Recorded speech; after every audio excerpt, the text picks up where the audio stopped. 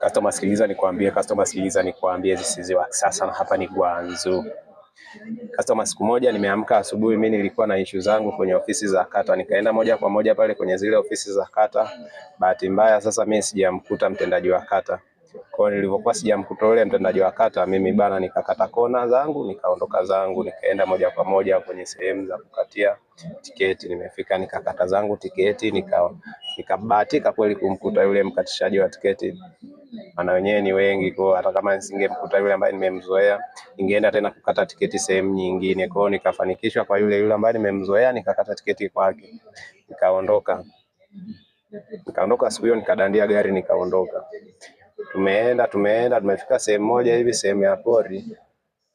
Kuna kitu kikaa kama kimenibana. Nikamwambia conductor, bana conductor nisaidie, nataka nishuke nikate gogo. Conductor kwa na iana bana, akanishusha. Ile nimeshuka moja kwa moja, nikashuka. Bahati mbaya sasa nikakosa tena panga la kuweza kukatia gogo. Naona customer, nimekuja kugeuka hivi, nakuta tena gari tayari shaondoka. Kwa nikabaki tu na shangaa pale. Sasa nikaona tu moja kwa moja nikate kona tena kurudi wapi? Kurudi zangu mjini. Nikaa natembea tu, nimefika nimechoka kweli kweli customer. Unaona, sasa wakati nafika nikakutana na fundi wangu ambaye waga ananishonea, yeye akanipa supu kidogo, nikapata nguvu. Sasa nilivyoona amenifanyia wema ule pale, nikaona kwamba nisije nikamwacha kinyonge huyu fundi wangu.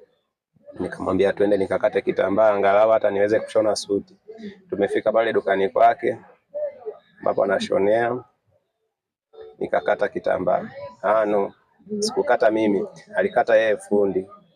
Naona customer, wakati anakata pale na mimi bana, kuna tule tu vitambaa tudogo hapa tunabaki pale chini. Mimi nikachukua mkasi na mimi nikaanza kukata tule tu vitambaa tudogo, nikakata tudogo. Lakini mwisho wa siku sasa nikaona kama vile fundi na anaendelea kuchelewa, nikaona kama nimeerusha.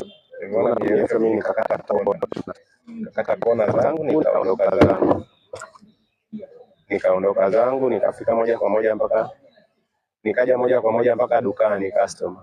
Nimefika dukani customer, bahati mbaya tena napo nikakuta umeme napo umekata. Unaona customer, yani hiyo siku ilikuwa ni siku ya noma sana.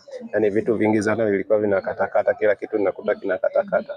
Sasa customer, na mimi nakuombea huko uliko ukate kona uje moja kwa moja mpaka hapa dukani, ili kusudi kuja kuwezesha jambo ambalo linawezesha mimi nisije kukatikiwa vitu vingi.